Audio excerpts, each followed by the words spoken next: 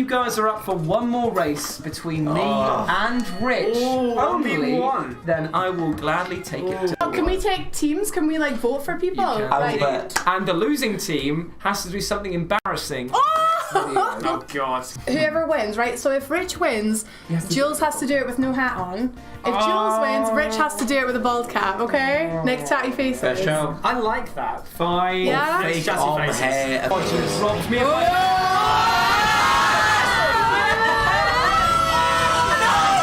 No! Yes! What's gonna happen? There's one more up. Is it one? No! Yes! Oh, he's hit him! Jesus Christ. Yes, he's got me. Yes! We supported you. You suck! You suck! You suck! And you suck. Congratulations on that. The undisputed king of Mario Kart in the WhatCulture office. Hey kids, we all have a laugh here at WhatCulture, but sometimes you got to pay the piper, and the piper comes calling hard. I gotta remove my hat, so I've removed my hat, and this is my real head underneath. Can I take it off now? Because it's actually really starting to hurt. Oh. That noise. Whew. Right, but no, my actual punishment was I have to do this one without my actual hat, so enjoy the shine on that.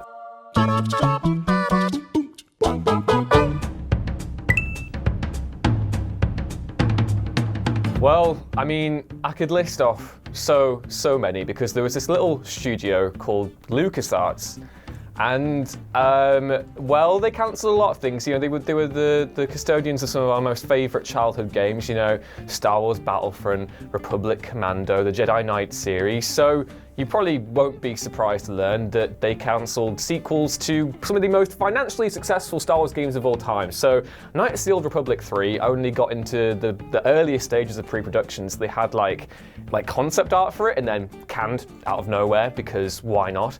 Battlefront 3, that canned for nowhere because, you know, why not?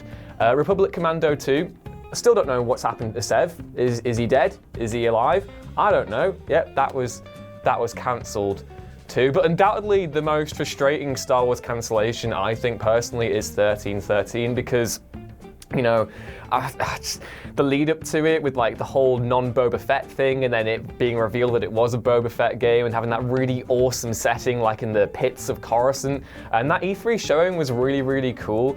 And I think it was the case for a lot of people that when LucasArts eventually did go, they didn't realize, potentially at the time when they were still going, just how much they brought to the industry, because they innovated in a great many ways, and though you could argue that 1313 looked a little bit derivative of Uncharted, it looked genuinely brilliant. And then of course when EA got the license anyway after Disney randomly just completely scuttled LucasArts, their Visceral Games' attempt to do a 1313-esque game pretty much looked like the same thing that they were doing anyway.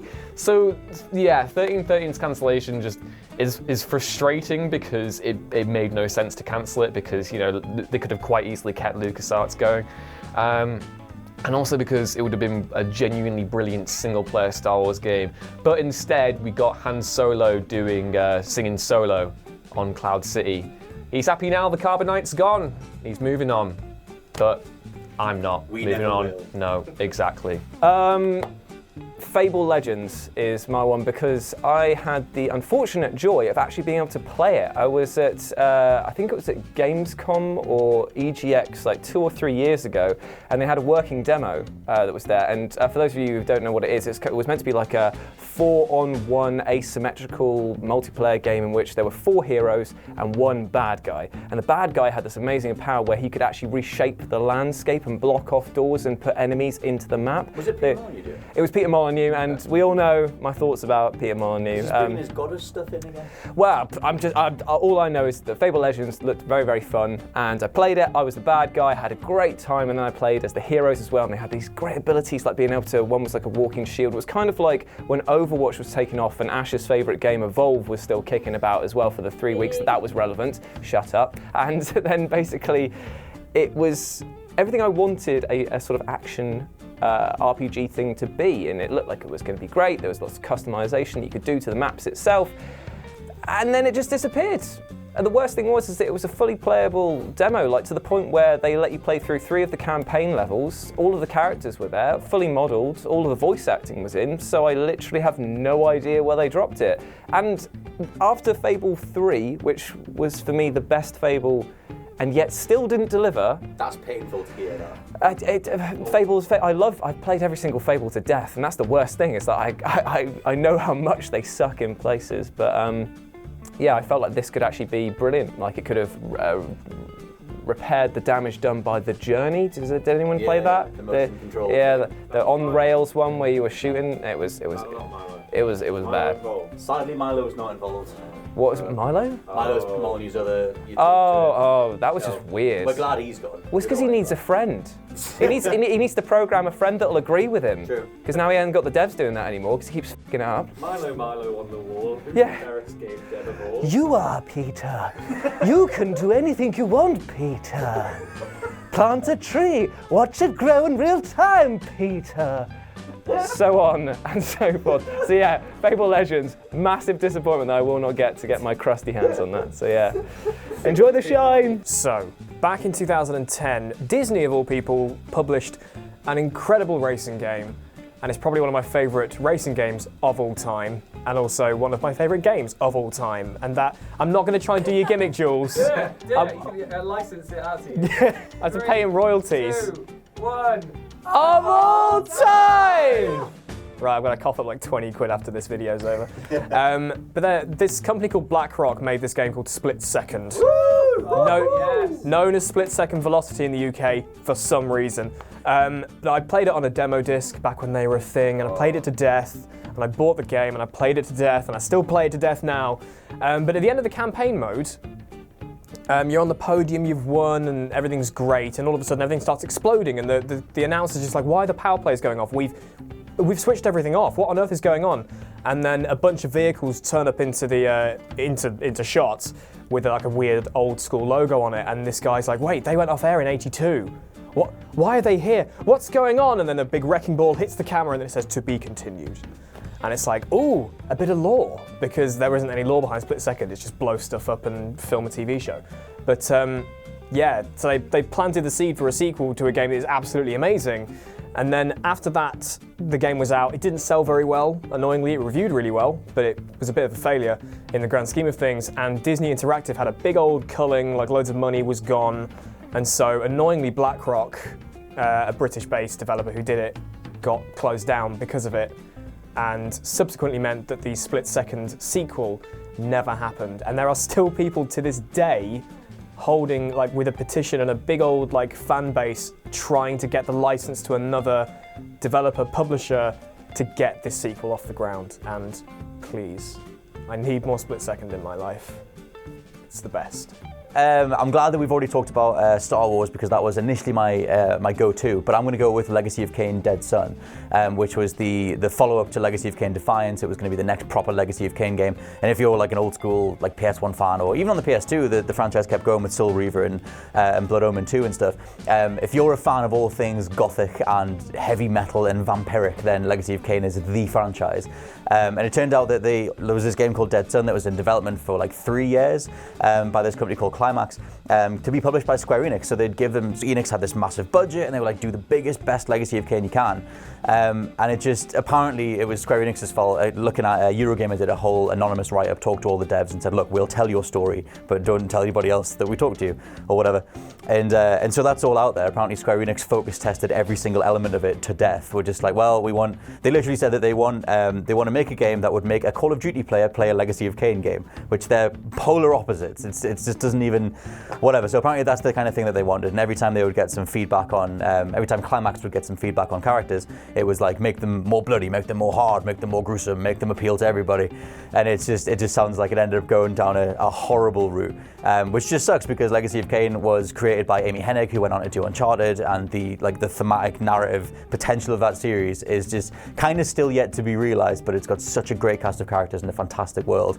And it's set in a world called Nosgoth, which is just the best name for a thing. So they did bring that back, and they did a first-person shooter, because video games, and then that was piss as well.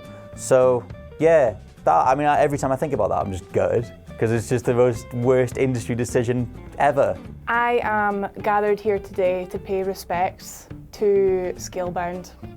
We hardly knew you. I actually have never felt true pain hearing that a video game had been cancelled until I heard last year that Scalebound was not being completed. It's all I wanted. I grew up, I loved Spyro. Obviously we got the reignited trilogy this year, so I mean, I've been sated somewhat. Sated? Yeah, Satan. I've been Satan somewhat. But no, it's all I wanted. It was so, you play as this guy who seems to be like, he's kind of like part dragon himself, so he's got this big old dragon buddy, and it was going to be amazing. You fly around, you can set fire to things, you can control the guy, or you can control the dragon, or you can actually control both of them at once by the looks of it. It was going to have multiplayer, it was just going to be like flaming fantastic Ash finger gun. Flaming fantastic, and I'm still not over it. You know, if anyone wants to resurrect it, Microsoft, you know, put it on the Xbox Scarlet, just saying, it'll sell consoles. But yeah, still not over it. Well, I think a lot of people share the sentiment that Prey 2, the then direct sequel to the original Prey, shut up, Scott!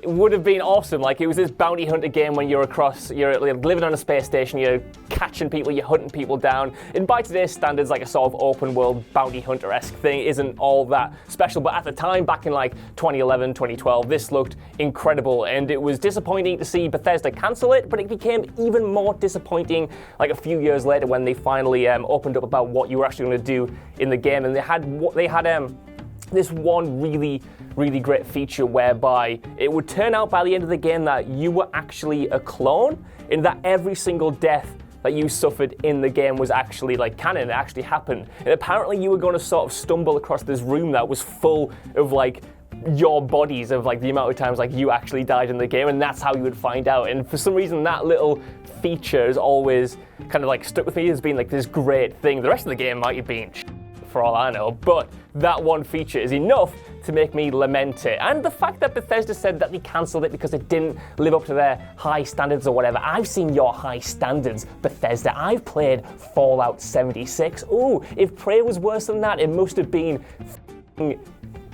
actual death, or I don't know, a superlative, I don't know. And I don't believe it was ever as bad as Bethesda made it out to be. If you look at those trailers, they look damn good, although in a way it's kind of a blessing because the Prey reboot is like one of the best games of the generation. Scott Tilford, please don't shout at me. Okay. Sure. Now, there is a few cancelled games that are a shame to have never been born and given to the gaming community.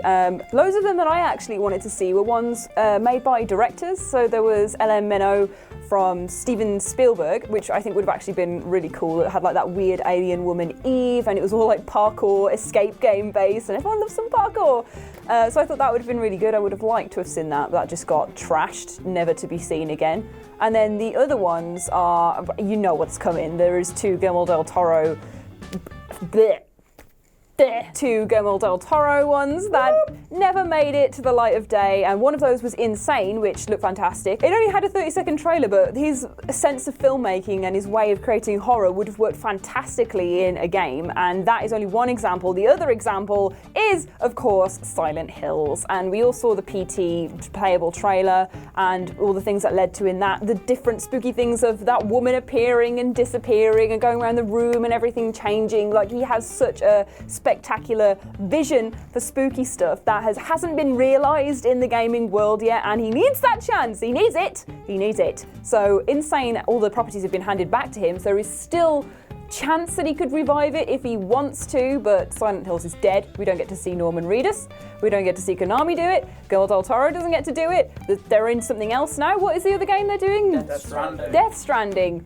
That. Well, no. It. It's good, but give us the other one too. Give us Silent Hills as well. please. That would be good. Also, Scalebound as well. I mean, that was the first time that Platinum Games were going to do an open world game, which was meant to have like the dragon riding stuff and their kind of signature style, like DMC style combat, with like a loot system and everything that they teased for that game before loot grinds had set in and kind of ruined a lot of this generation. It was a good, worthwhile post Diablo. Oh my god, they're doing a loot grind in an open world dragon game. That stuff all sounded cool. And in terms of the art direction, it was kind of like Devil May Cry style. Like the main dude, I forget his name, but you know, he had headphones on. He was a bit Dante-ish. I kind of thought that was just so promising. And the Xbox One just needs any exclusives that aren't Gears or Halo. So I lament the loss of Scalebound on an hourly basis for the most part. I don't actually know too much about this game, but it was Alien Crucible, the Alien RPG that was in development by Obsidian, who are just great, and I'm actually really pleased they've just been bought by Microsoft, because now they might get to do really, really great AAA things, even though they have been doing great indie things for like the past few years. But yeah, But yeah, not too much about this game was released. There's been a couple sort of leaked demos in the years since it was cancelled, and it didn't look like it had come together entirely, but like a really great Aliens RPG is something I've been wanting, because the Aliens IP is so great, and yet the games are so bad. Ash Millman, Aliens Colonial Marines is a bad game. It's not that bad. It's that bad. It's that bad.